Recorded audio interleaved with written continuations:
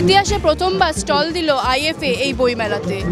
উপস্থিত ছিলেন স্বনামধন্য footballer Barreto. Just read, read as much as possible. Usually I usually telling to my son, football is not only you don't have only to play, you have to think also, you have to think into play.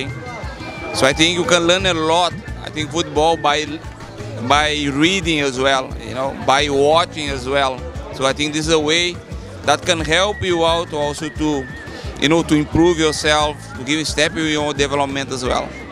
মেলা স্মৃতি তো অসামান্য, সে বিষয়ে বলে দেবার কোনো অপেক্ষা রাখে না। বইমেলা একটার সময় হতো ময়দান থেকে হলো সল্টলেক স্টেডিয়াম, তারপরে সেন্ট্রাল পার্কের বইমেলার স্মৃতি অসম্ভব।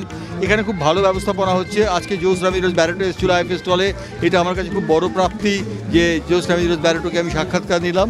অনেক নিয়েছি জোস রামিরেজ ব্যারেটো সাক্ষাৎকার আমি যখন সাংবাদিকতার তুঙ্গে ছিলাম। তো জোস রামিরেজ আমার কাছে খুব নতুন নয়, যদিও অনেকের কাছেই নতুন, কিন্তু জোস রামিরেজ ব্যারেটো আজকে সুন্দর উত্তর দিয়েছে।